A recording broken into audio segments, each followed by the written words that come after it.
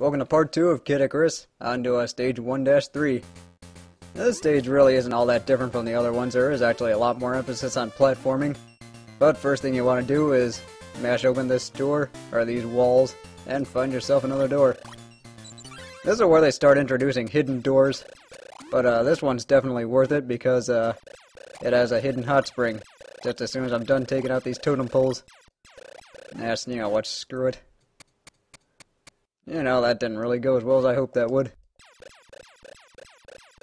So I just need to take these guys out again and fill up.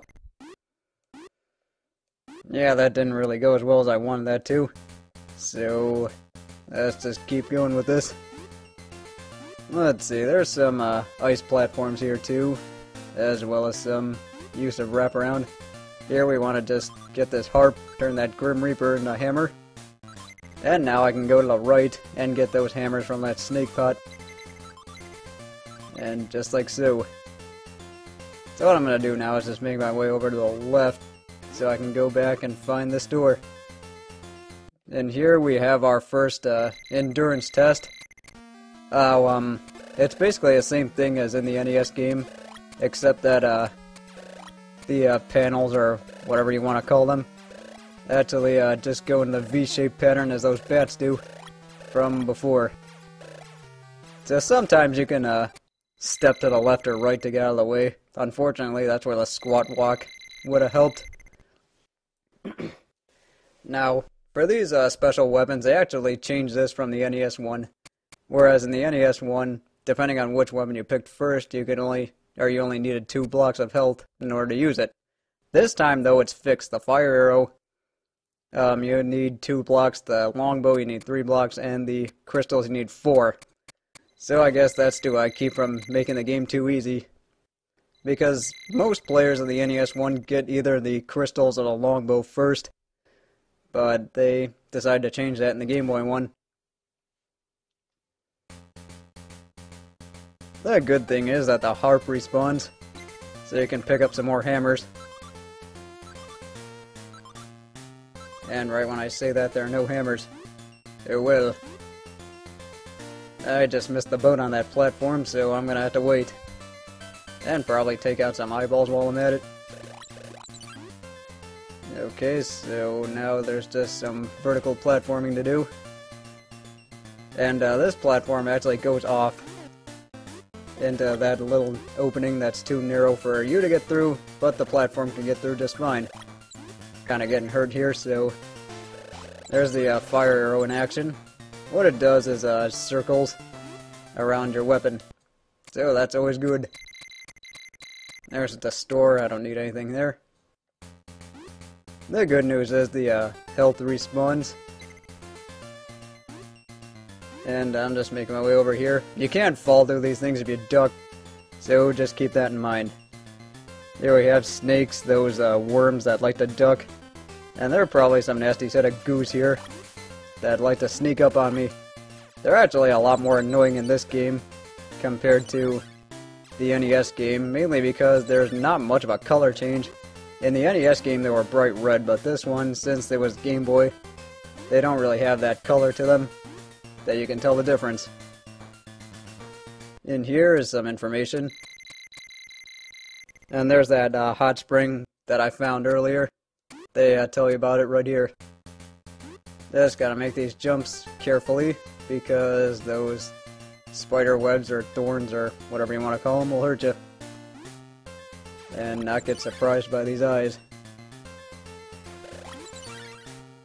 And in here is a mystery jar game. Yeah, I missed it by 1 again. So to make your way across here, just slowly float down and to the right.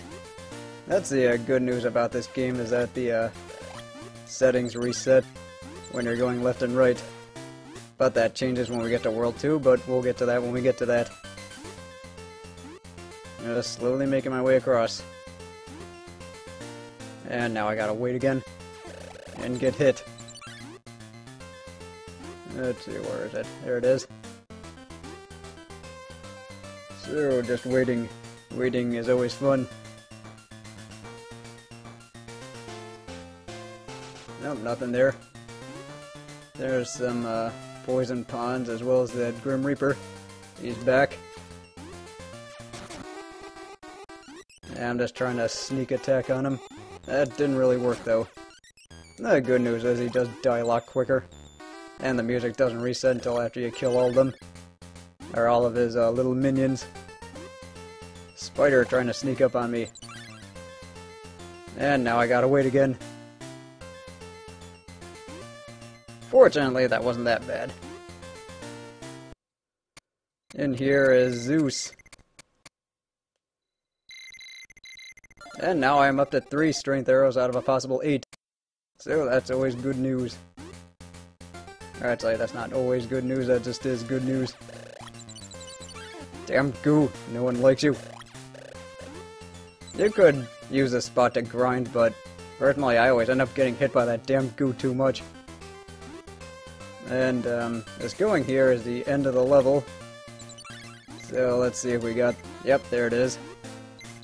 Now I'm just gonna go back down and go through all the doors again. So you'll see me back up here. So I decided to pick up another bottle and some more hammers, as well as redo the endurance training, and I picked up a longbow on the way. So now that I'm in pretty good shape, let's save. And head into our first labyrinth. Now for the record, you can't really look around in these levels, but that's just what my subscreen looks like.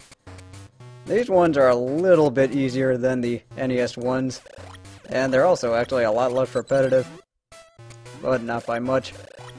First thing I'm doing is just taking out some snakes. Just because I'm trying to get in decent position here. Actually, what you want to do is get these guys down, and then take the other way.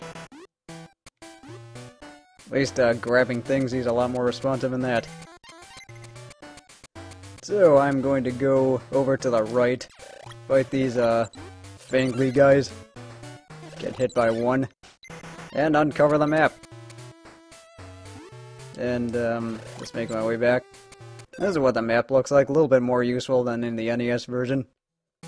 But that's really not saying much. The good news is you actually can reveal the torch and the pencil in the labyrinths. You no longer have to buy them. So I'm going to do just that, after I take out these gels that like to stick to ceilings. Once again, not really that... well, where'd they go? Oh, whatever. Let's just go. And take out some more fangly guys. There's one of the two things, that's a pencil, that lets you know where you've been in the labyrinth. And those black marks are where I've been. There's one enemy you'll see only in the Game Boy version. These are the fuzzballs. These guys go in a V-shaped pattern. I did not mean to do that. Instead, I'm just gonna slowly take these guys out. They actually can be kind of strange to look at because they're one-eyed and they, I guess, fly around. And I just had to get that health over the poison pit. There's some more fuzzballs. Just take you out. And snakes too. Huzzah. Actually, no, wait, you all get to die.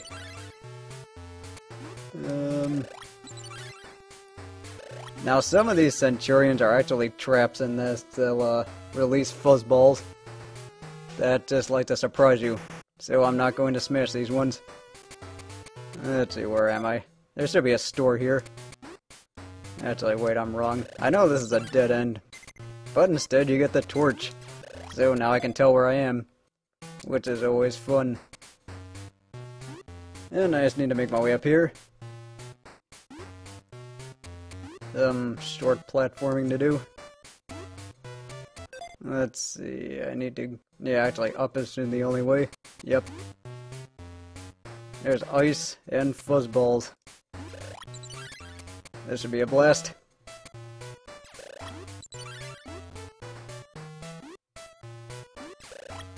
One thing you are gonna see is in these dungeons is a lot of fuzzballs, and enemies do respawn, by the way. There's just a store. The prices are a little bit more jacked up in the labyrinths compared to the regular levels. But you can buy the same basic stuff, except for a key. Also, as I mentioned earlier, the enemies respawn. So I just need to slowly take these guys out. Or at least just let them come to me and have them taken out that way. Yeah, I want to go to the right. And just take these guys out, slowly make your way across. And I'll just glide to victory. Actually, wait, that's not really victory, but never mind. Here is actually what could be a shortcut if you get turned into an eggplant, because if you get turned into an eggplant in this game, compared to the NES game, you actually get smaller, so you can squeeze through there. In here are eggplant wizards that we all know and love. And, do I really want to take out that second one? No, I do not. Instead, I will fight fuzzballs. Yeah, I was kind of hoping for... This is a dead end. Why am I here? Actually, wait, I'm here because I need to go up and to the right. So I will do just that.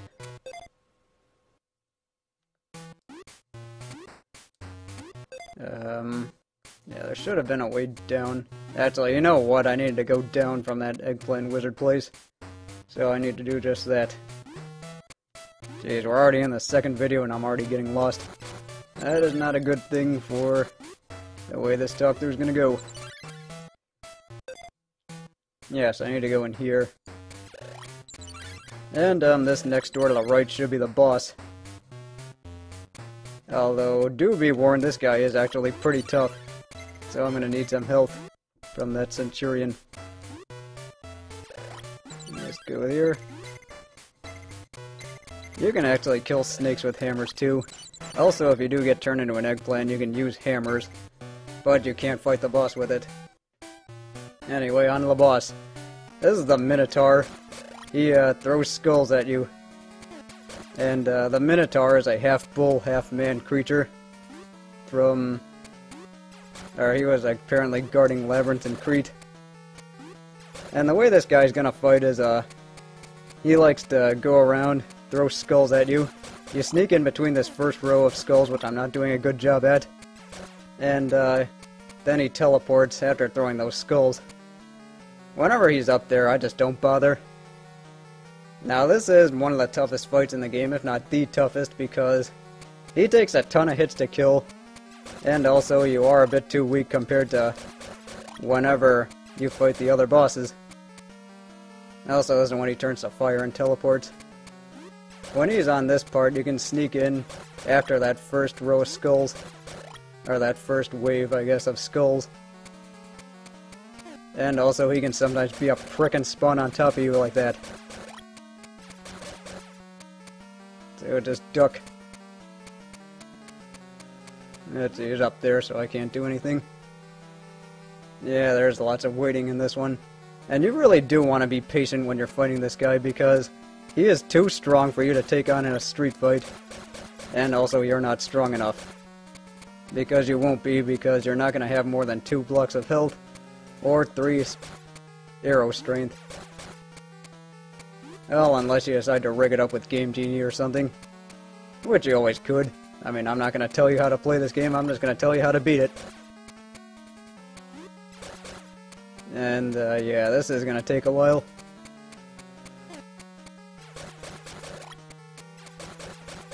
So just keep up with this. Alright, where are you going to go this time? Yeah, see, when he's up there, you really shouldn't bother. Now, that was dumb of me.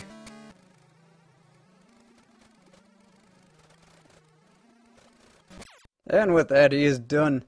There's our first sacred treasure of the day. So let's just collect it.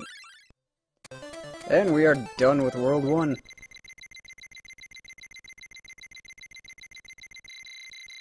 And now I get the life upgrade. Always good. Because extra health is something you need in this game. So with that, I'm going to save. And call it a video. Here we are in the overworld. You will hopefully join me next time. As I go through the overworld. I'll see you next time.